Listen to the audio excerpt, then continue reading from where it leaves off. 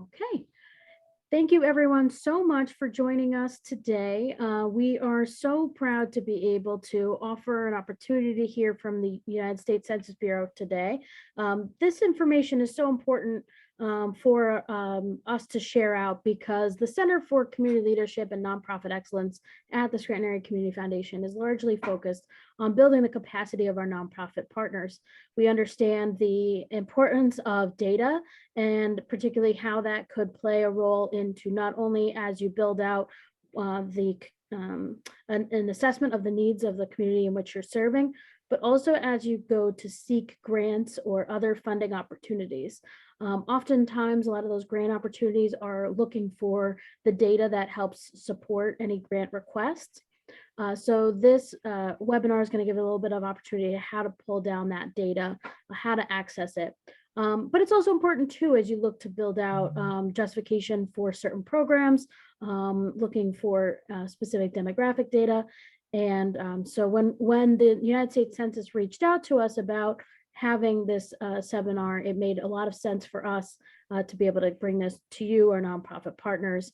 So we encourage you to please, ask any questions along the way, use the Q&A, use the chat, and let us know as you're going along. We certainly will leave time at the end for any comments or questions. I would like to welcome today Joe Quartullo from the United States Census Bureau, who is going to be presenting today, but I will be in the background helping manage some of the technical aspects. So thank you all so much for joining us. And Joe, thank you for presenting today. Okay, thank you very much, Maggie. Hello, everyone.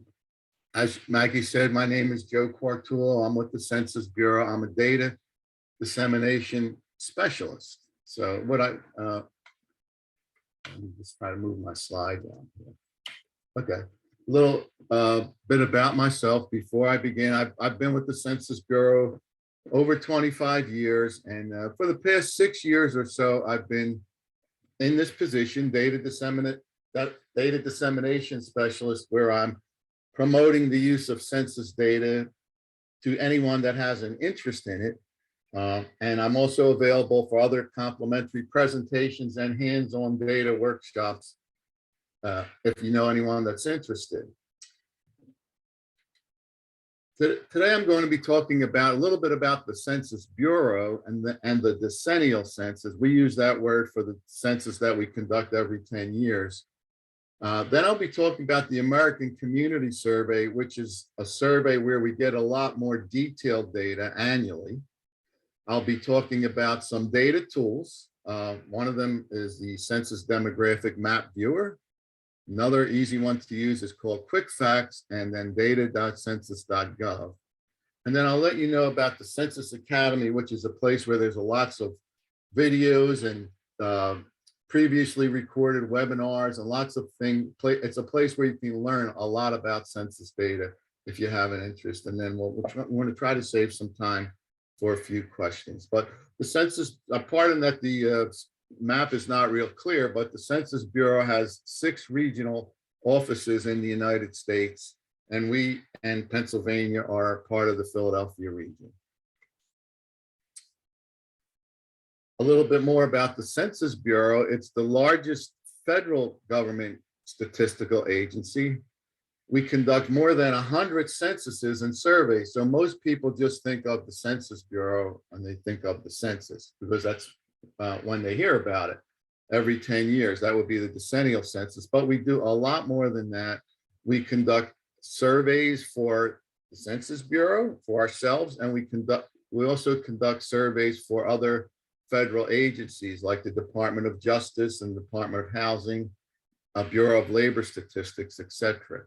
So we do 3 censuses. We do the Decennial Census of Population and Housing, which is the one that we'll be talking about today. We also do an economic census of about 4 million businesses in the United States and a census of governments. The economic census and census of governments are done twice in a decade, the years that end in 2 and the years that end in 5. Of course, the Decennial Census is done the year that ends in 0. But then there's lots of other surveys, as I mentioned, and the one we're going to be talking about today is the American Community Survey. Well, first, we're going to talk a little bit about the decennial census. The reason that we conduct it is that our founding fathers put this in Article 1, Section 2 of the Constitution. Representatives and direct taxes shall be apportioned among the states according to their respective numbers. So in other words, the more people a state has, the greater the voice they have in the House of that state has in the House of Representatives. And it went on to say the actual enumeration or count shall be made within 3 years. This was 1787. And within every subsequent term of 10 years. So the first census of the United States was in 1790, when there was about a little less than 4 million people. And we just completed the 24th census of the United States in 2020, where there was about 331 million people. So a little bit more about the decennial census. It's required by law. We saw that it's in the Constitution, and it's also in the Title 13 of the US Code. It's a snapshot of a point in time, and that point in time is April the 1st. So anytime we're looking at decennial census data, or in our case, 2020 census data, we're going to be looking at April the 1st of 2020. That was the reference day for the 2020 census. And of course, we know that it's used to reapportion the House. The states also use it for redistricting. That's actually going on right now. State legislative districts, state senatorial districts. That's all done every 10 years based on the population of the decennial census. And the decennial census is also used to distribute money to the states and the counties through 300 federal programs. Some of you are familiar with, maybe like the Section 8 housing program, or SNAP, which is the food stamp program, or a school lunch program. So all those programs get their money based upon the decennial census. It's distributed that way. And then finally, about the decennial census, the names are removed from the data for 72 years. So when we're looking at 2020 census data for a specific town or city or zip code or whatever, we are not going to be able to see any names associated with that data, just the raw data itself. However, 72 years after the data is collected, it is released by the National Archives. So they're about ready to release the 1950 census data in April. That was the 1950 census was conducted on April the 1st of 1950.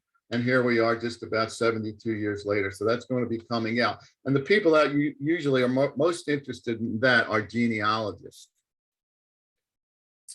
So we looked at, I want to look at the 2020 census, locally for your area for a minute or two. As I mentioned, there were about 331 million people in the United States.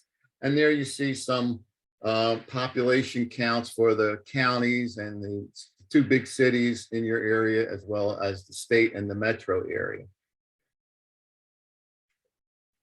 But what did the decennial census count in 2020? What kind of data did it collect? It really didn't collect all that much. It doesn't collect anything about education or income or anything like that.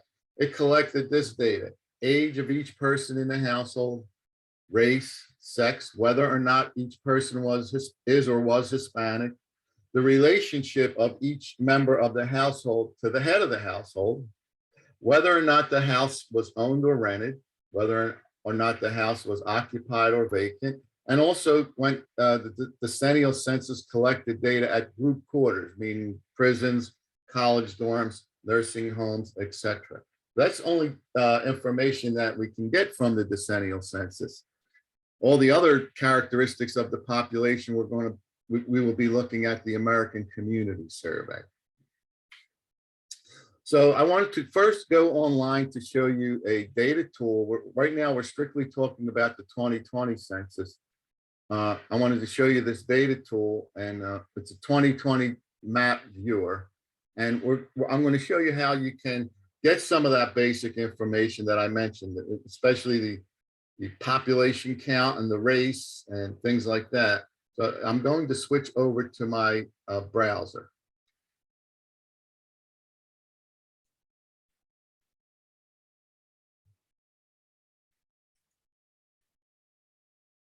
I can move this.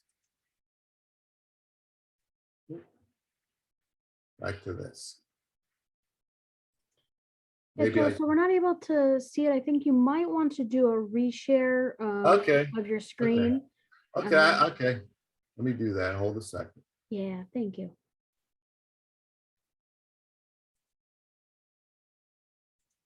Grab this. Please give me a second here. No problem.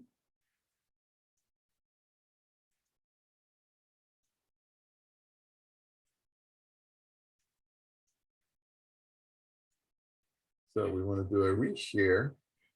Yeah, so if you Reshare. click on the share screen again, it should give you the option to pull up your browser or to share your full screen. Okay.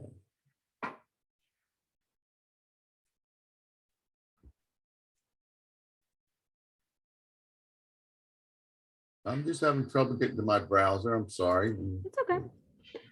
What I'll do actually on the back end, appreciate your patience, everyone. I'm going to hit stop participant sharing. And so then when you go to share the screen again, it should be able to give you that option. There we go.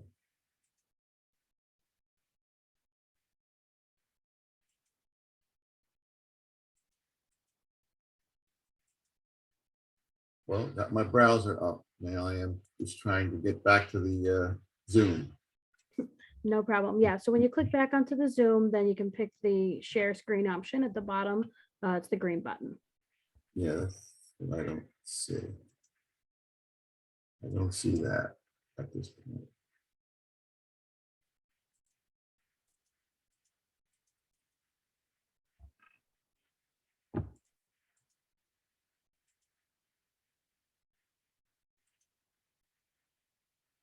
Zoom? Oh, I think I'm almost there. No problem. Thanks for your patience, everyone, as we work through the technical details.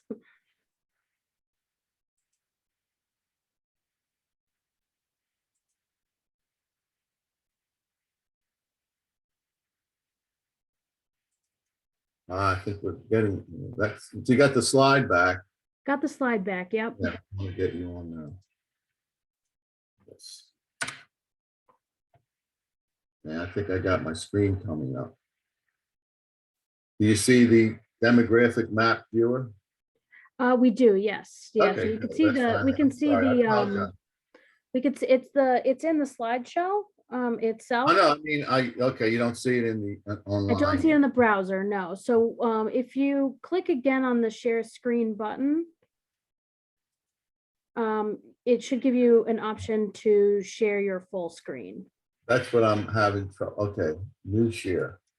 Yep. That's And instead of choosing the PowerPoint, you'll want to choose your full screen. There it is. have it now. Okay, That thank works. you everybody for the patience there. Let me get back to what I was talking about was the 2020 census data.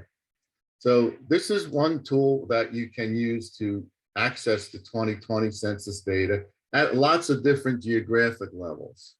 As you can see, it says some of the maps are at the state level, some of them at the county level, some of them go all the way down to the census tract level. So there's two ways you can get to an area here. We could zoom in, of course, just keep zooming in and zoom into Pennsylvania. And we'll, as we zoom more, we get the more detailed geography. And now we're down to the census tract. So, and here's your area here. So, okay. So this is now, what this is showing is the population density per square mile of the tracts. But I'll go over the tracts in a few minutes, but of the tracts in both Lackawanna, in the area, general area, both Lackawanna and Luzerne County. So if you are interested in, say, the population density of, of a specific tract or section, I should say, section of the county, you can just click on that and it'll tell you the population density per square mile. And that's maybe not a relevant number, but you may be interested in the total population for that tract. This is tract 1016. So this is, again, the 2020 census data. And you could click around the map and get the tract data and the population density and the total population data for that specific tract. So, but all of these characteristics here at the top are available. So we could do this for population age over 18. If you know, I believe that this would be voting age and above too. So anyone that's involved with that would be interested in the population age 18 and over. You can do this for, I'll switch over to the race category. And we could have to either zoom in again, but the other way to get directly to an area is just to type it in. So right now you see I'm on race alone, white. That means that my legend, which is down here, I'll slide this part down, is going to show the percentage of white population in each of the tracts in Scranton. So, and again, you can click on them. So up here in this area here, it's 89% white. And again, it gives you the total white population and the total population. And then, and down here, it's 54% white. And again, gives you total white population and the total population. So you can change this over to Black or African American. And now we have the same map, but we're showing the percent Black or African American, as well as the other race categories that the census collects: American Indian, Alaskan Native, not many in this part of the country, Asian. Again, you have to go down and get your legend up. So this is given these tracks here have at least 20% Asian. So we will go that, I'm sorry, 10% Asian. They're in the 10 to 19 category. So this track here, 10,005, 10% Asian. And then this track here, 17%. Then the lighter tracks out here, very low, if any, 0.6%. So this is the Census Demographic Data Map Viewer. It only has the information that's collected in the 2020 census. And then we can also do this for any other of these categories as well. I'll switch it over to Hispanic origin. And this time we'll do Wilkes-Barre. Bring up that area, and you can see the percentage of tracts with Hispanic, high Hispanic origin. They would be in the green, like this one. So that 2008 in Luzerne is 35% Hispanic. And then the lighter ones, like out here, 3.4%. So again, same thing. You can do this for, we did it for population, and I showed you the population density and the age over 18, any race, race alone or in combination. That would mean if people identified as Black and white, for example, they would be counted in this race alone or in combination. Hispanic origin. Housing just gives the total number of percentage rather of occupied housing. So if you're interested in housing,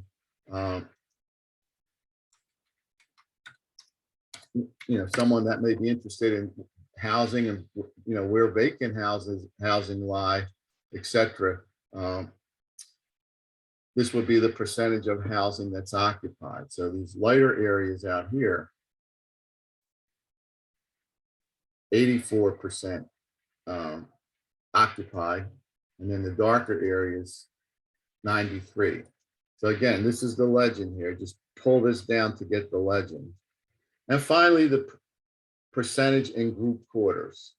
So this would be, as I said, prison, college dorms, nursing homes, etc. Let's look at it. Instead of picking a city, we could do the county and look at the county level data for this. So where are the group quarters or people that are living in group quarters in Lackawanna County at the tract? And if you zoom out a bit, it'll just switch over to the point where the count, now we're just looking at the counties. So you can look at it at the county level. So let's do Hispanic. at the county level, just to see where that is. Uh, Pick any county here, just to get the map to come up.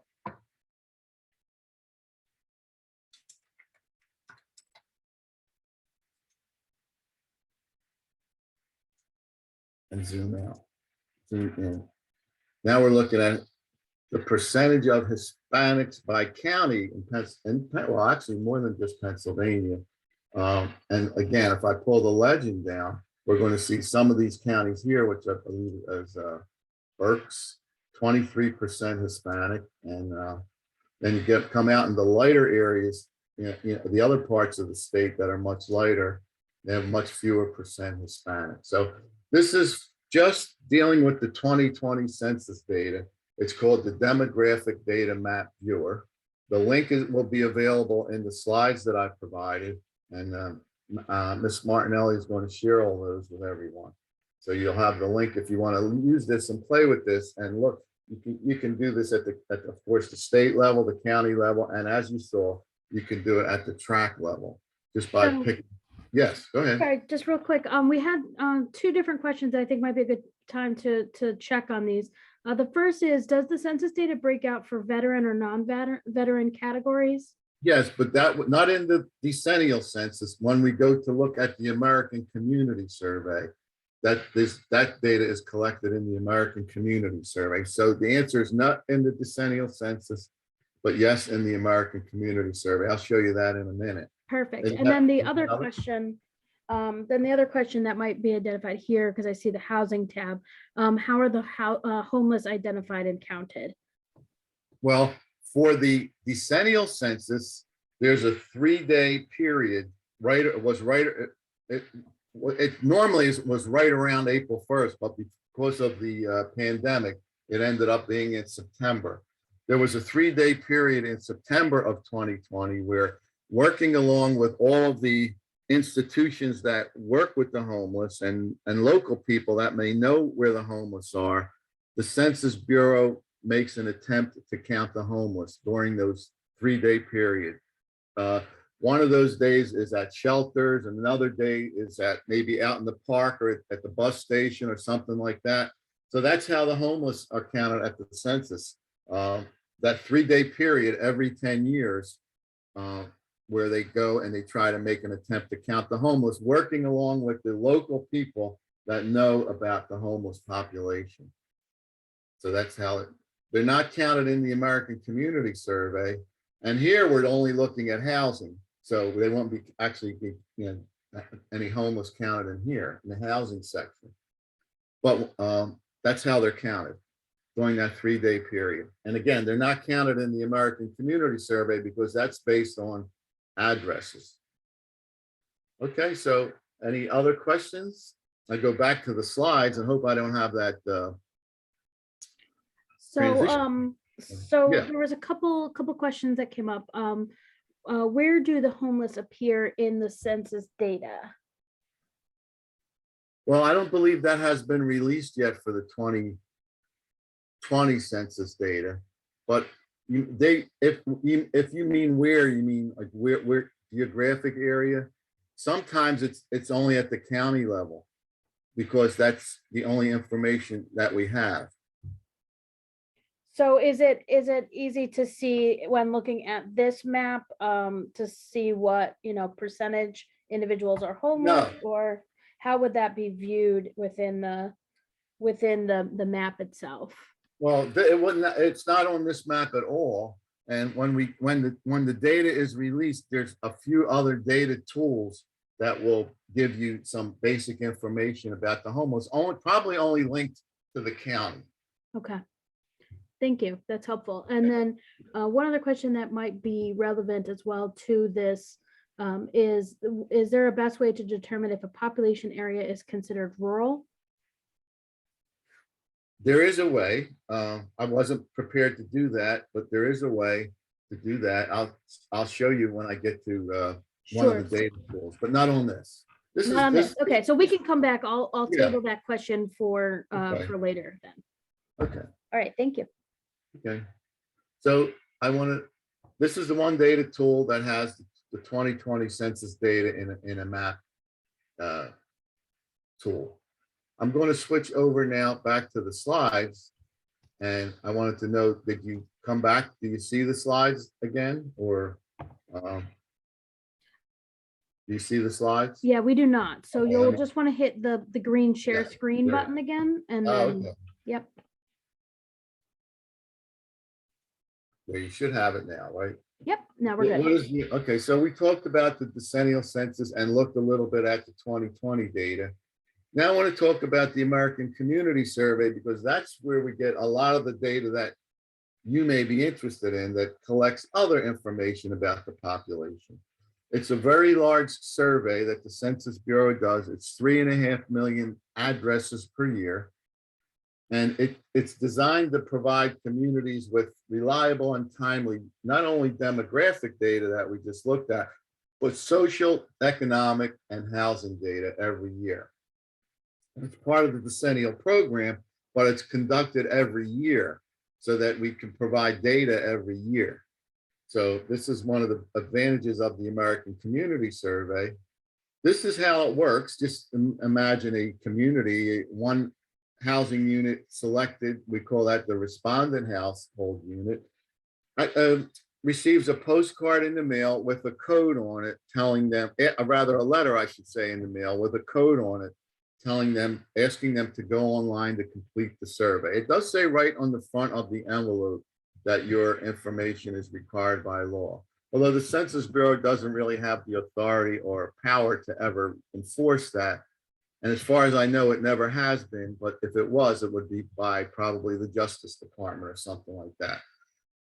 But about 50% of the housing units that get this letter go online to complete the survey online. Then they get if they don't, they get a reminder postcard or two. And then if they still don't complete the survey, we send a paper questionnaire to the housing unit and ask them to complete the survey by paper.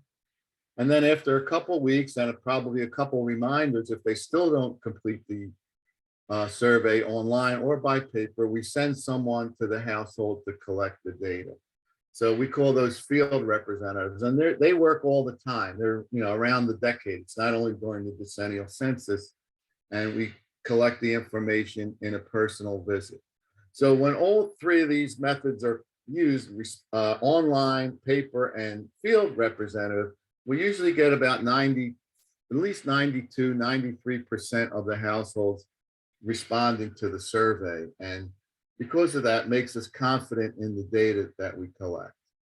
So if you would want to look at what a ACS questionnaire looks like, what kind of data, what the questions look like, a paper form, there's a link there at the bottom of the slide. So I want to make a distinction between the ACS and the decennial census. We know that the decennial census is the official count. The ACS is not an official count, it's sample, their estimates. And because they're estimates, you're going to see when we provide the data on some of the tables, we give you the margin of error.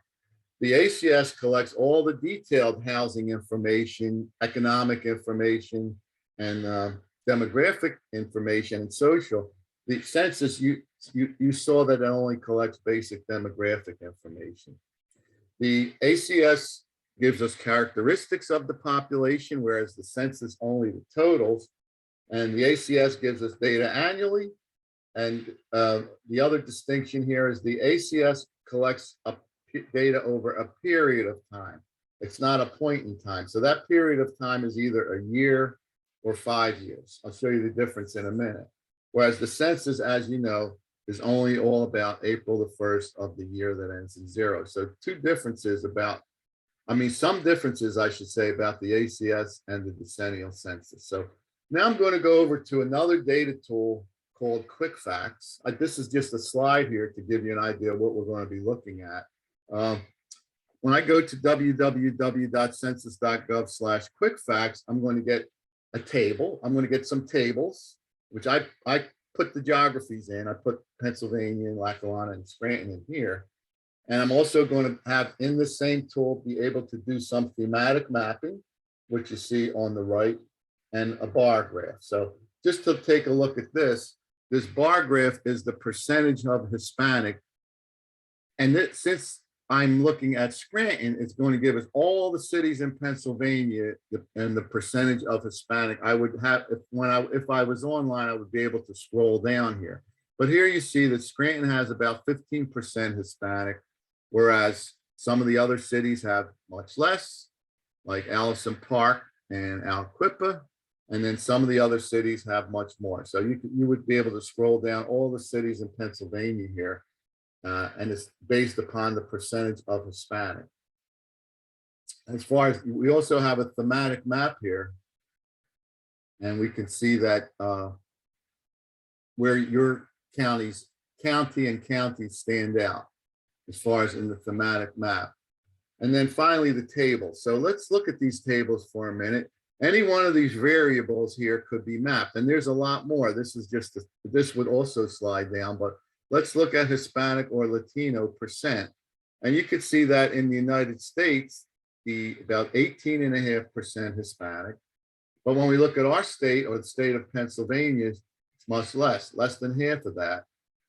Even the county is less than half of that in terms of percentage Hispanic, but the city of Scranton is, as we said, 14.8% Hispanic. So this ACS also collects information about veterans. This one here is the number of veterans in the US, the state, the county, and Scranton, and percentage of foreign born as well. You could see the difference in foreign born in the US, 13.5%, foreign born in Lackawanna County, 5.5%. So this is the information, the way it's presented to you in quick facts. Now I'm going to do this. Let's try this again. I'm going to go online and get quick facts. And then we'll do some work with the tool online. So let me do this. And I got this here. It's www.census.gov/quickfacts. And I'm going to try to share my screen again.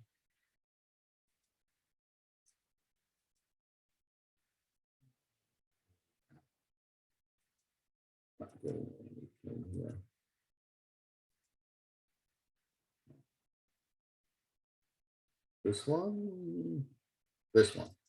I think I did it. It didn't take me as long this time. Am I right? You have quick facts up? I'm scrolling. Is anyone there? Yes, sorry. Okay, so I that's okay. forgot I was on mute. Okay, No, we can see it. Okay, Yeah. I've done that myself many times. Here's quick facts. When you go to this website, it gives you the United States data as a default. And as you can see, there's a lot more data here than I showed you in that sample slide. But you can add geographies here. So I'm going to add the state and the county.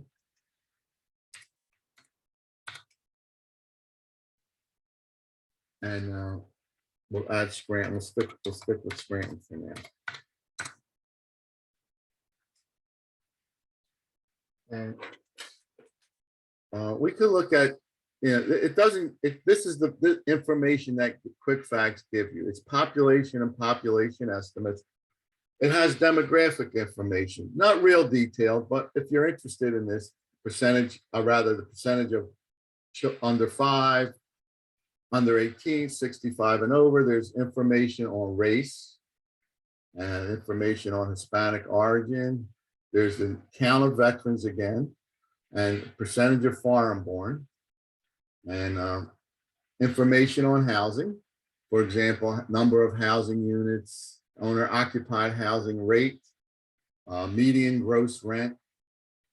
You see it's much, the median gross rent in the nation, almost 1,100, and for Lackawanna and Scranton, it's much lower than that. Now, this is the 2019 data. That's the most recent data that's been released. At the end of March, the next year data will be coming out. Other information in quick facts as well. So this is a good place to make comparisons. You can add up to 6 different geographies. I'll put Wilkes-Barre in there too. You can have up to 6 different geographies here and make comparisons. So here's the 2020 population count, 2020 census population count for Wilkes-Barre, Scranton, the county, the state, and the nation.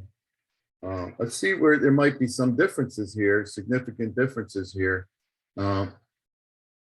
Looks like in Wilkes-Barre, you can see that it has a higher percentage of Hispanics than Scranton, and compare that to the county and the state. And then maybe it's percentage of people in poverty. We have that here. You can see that the percentage of people in poverty is higher in Wilkes-Barre and Scranton than it is to the county and the state and the nation. So you can look at any one of these variables here. There's quite a few variables. Percentage of people with a bachelor's degree, 25 and over, 30, almost 1/3 of the nation. And then you can compare that to the state, the county, and the two cities that I have mentioned up here. But you can do more than this with quick facts. You can map data. So if I wanted to map the percentage, I'm just going to use the percentage Hispanic. I know there's some differences there. I can click on that Hispanic or Latino percent. And that variable just jumped to the top of the table now. See it, Hispanic or Latino percent. So that's the variable I'm working with. Now, if I want to map it, just click map. And I can map the cities in the state. I can map the counties.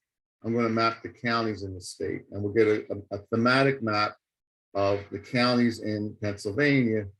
Let me zoom it. And what we're mapping here is the percentage of Hispanics or Latinos in the different counties. So you could see, and then when you click on it, you get the percentage. So you could see Luzerne and Lackawanna here, they're the percentage Hispanic. But then if you go over to here, Berks is a much higher percentage of Hispanics than your area, and Lehigh as well.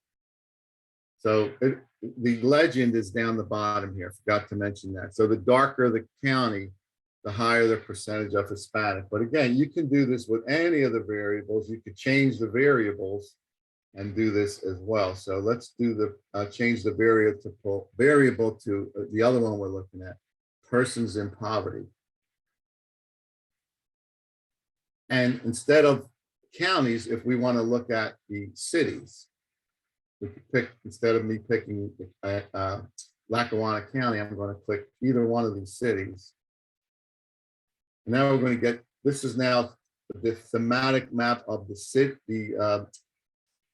cities and places in Pennsylvania with 5,000 or more people and the percentage of people in poverty. So here we have Scranton at 23%, and this one is Duryea Borough, 8.6%, and you can move around the state and see this is a percentage of people in poverty.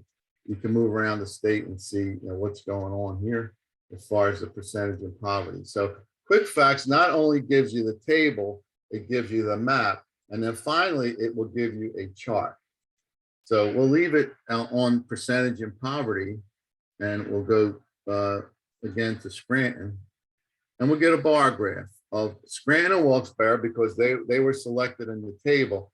Then in alphabetical order, all of the cities in Pennsylvania with the percentage of people in poverty. Some really large percentage of people in poverty, and others like, well, we'll use this one, Beaver Falls, 30%. Aliquippa, in I believe Westmoreland County or Allegheny County, 34%. And then you have cities or areas in the state with 4% in poverty. So Quick Facts does that. It gives www.census.gov. You can have up to 6 geographies in a table. You can map the data, you can chart the data, and finally, if you click dashboard, you'll get a dashboard, which gives you the table, the map, and the chart all on one page. Joe, it sounds like you answered this one question, but they asked if you can overlap variables. Oh, not in this tool. That's always the next tool. That's data.census.gov. I think you mean, can you have more than one variable, like 3 variables, right? Age, race by age, something like that. Right. And you can do that in data.census.gov. So it's not in Quick Facts. So it seems like the questions are always about the next tool, but we're going to get to that in a minute. Thank you, Joe. One of the other things you can do with quick facts is you could, of course, you could take the table and put it in a CSV file and switch it over to Excel. You could email the page, embed the page in a website, and share it on Twitter or Facebook. So quick facts, again, it's a way to getting not everything, but some quick facts about different geographic areas, cities, counties, states, townships as well. And also it's, you can change the facts and you get the data that way in a variety of different ways. So now I'm going to go over to the next, before I leave quick facts, which is relatively easy tool to use, just click around and put in your geographies and then map and chart, etc. I want to ask, are there any other questions on quick facts? Okay, so I'm going to go back to my slides.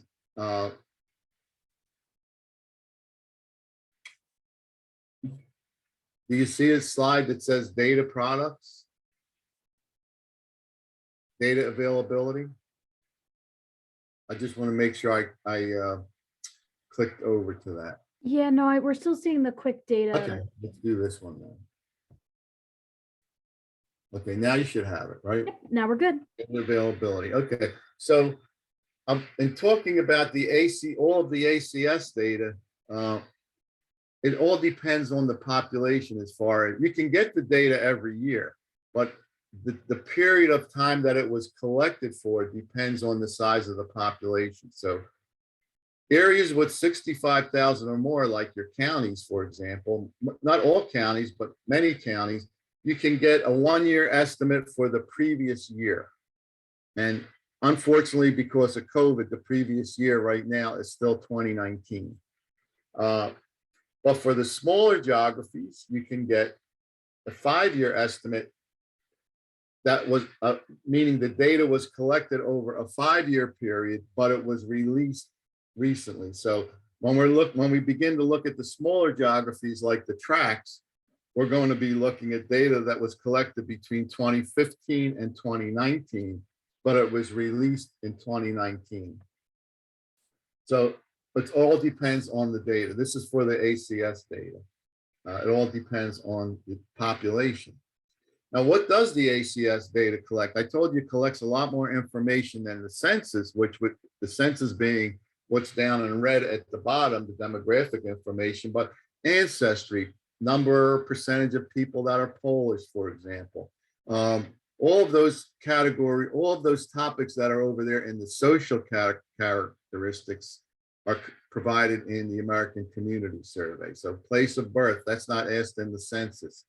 Veteran status, that's not asked in the census. Any of those that are in the social category are in the ACS, as well as the demographic information.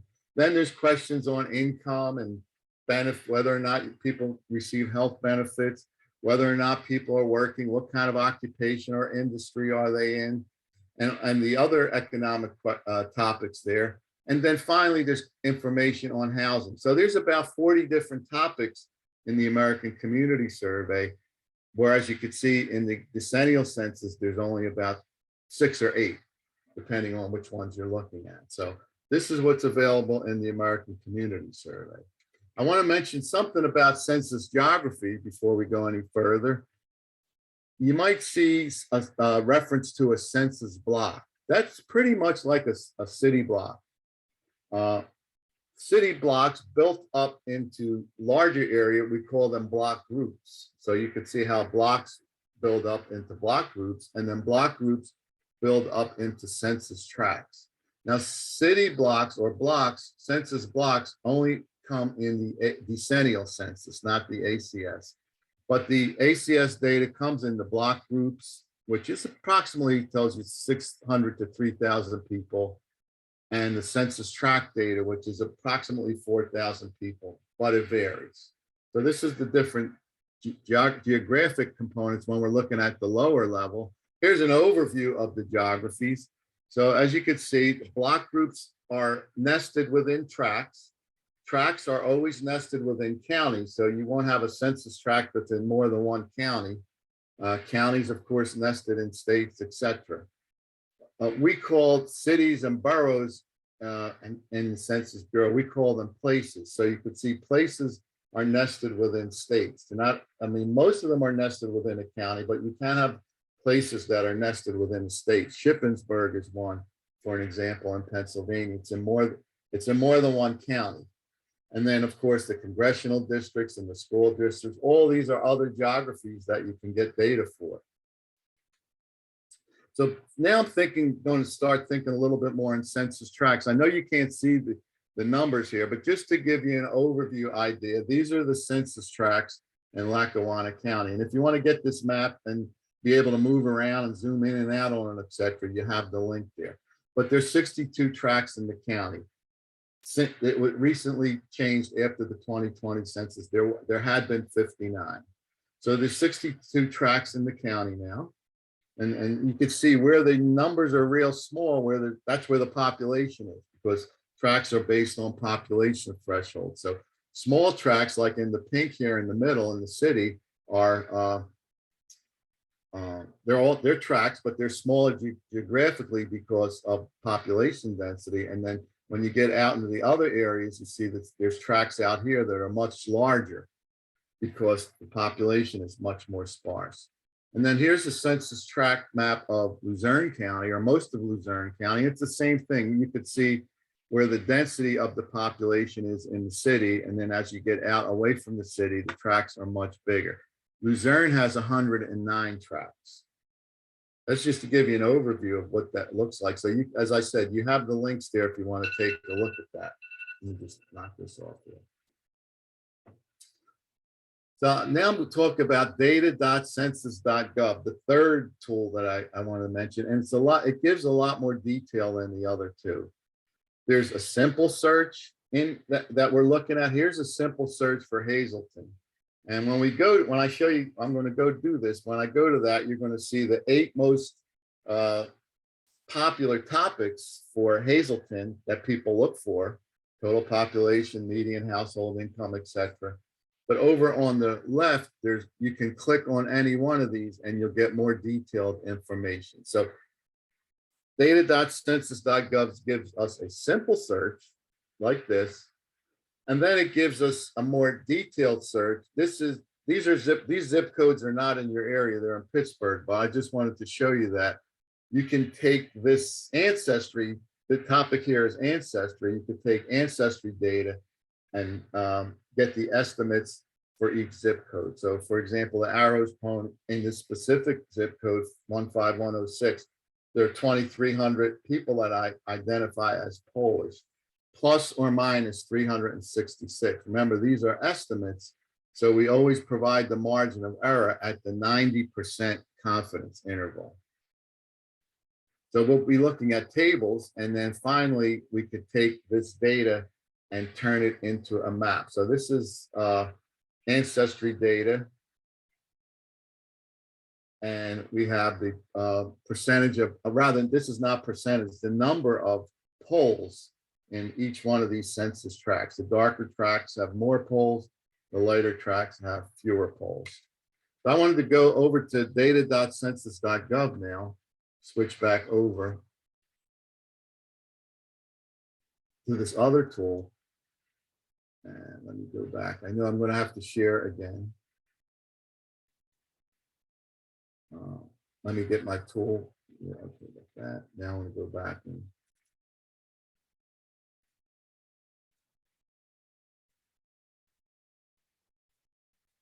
this, you should see explore census data now. It's data.census.gov is the website.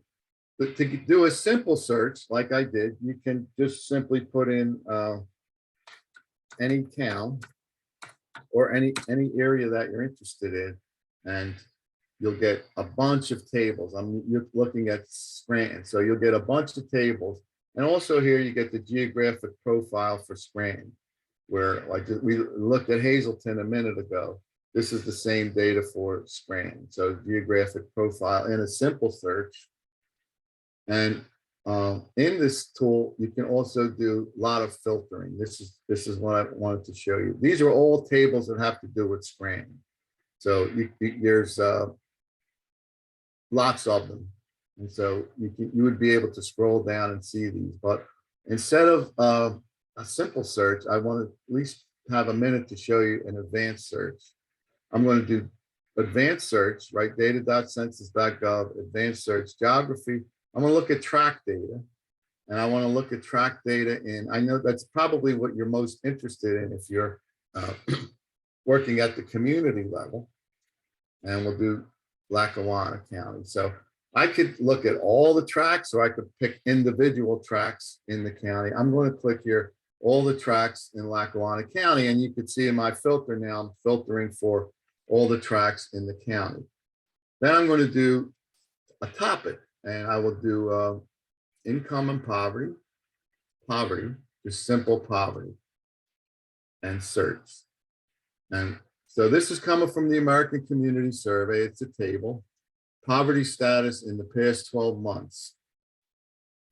Each tract in the county, as I scroll over, each tract in the county, I'm going to have the, this is tract, for example, tract 1003, the population for people who are poverty status is determined, the race, the age, etc., of each of the people in poverty. And then I can pick any one of these. If I'm interested in poverty for children under 5 years old, I can select any one of these and go to map again. And I'll get the thematic map of those people that are in poverty. But remember, I wanted to do the population for children under 5 years old, or well, we'll say under 18 years old here. So I get a thematic map here of population for children under 18. And again, if you click on the map, it'll give you the data. So in this tract here, there's almost, well, there's 2,000 people under 18. Let's see, do we have the right there? Yes, under 18 in this tract. And then there's, as you move away, you get the different tracts. You can find out the people under 18 that are in poverty. So data.census.gov does two things. It gives, again, it gives a simple search. Let me just start it over. Simple search, you just type in here.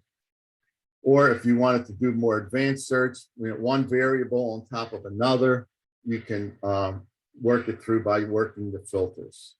And then you can pick again your geography, a place, and pick any place in the state. Just for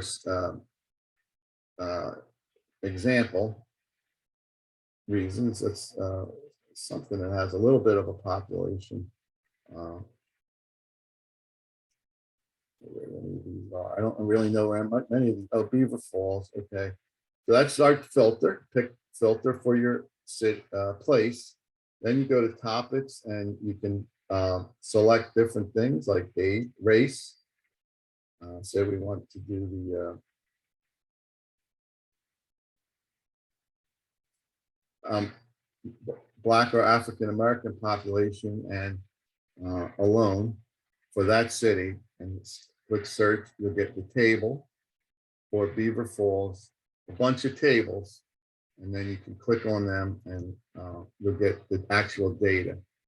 And I don't know, depending on what you're looking for, you can look through the tables here, and you can see, and you can have, this has 10 tables, but if you want to look at all the tables, you can see all the different tables just for Beaver Falls, just having to do with the Black or African American population. So I know I'm getting really close to the end, so I would like to spend more time. I do want to say that on Thursday at 2 o'clock, there's a website. I mean, there's a live webinar only on data.census.gov. And if you're interested in that, if you go to Census Academy, let me make sure I share my screen here. www.gov census census.gov/academy, you would be able to find out, information about that website. Also, there's a lot of YouTube videos or short videos. They're called data gems on this website, how to do this, how to do that specifically, etc. I know that I don't have a lot of time, but I wanted to leave a couple minutes for questions. So I will open that up now. Joe, thank you so much. This information is so valuable, and I know there's quite a lot to go over within the There time is, frame.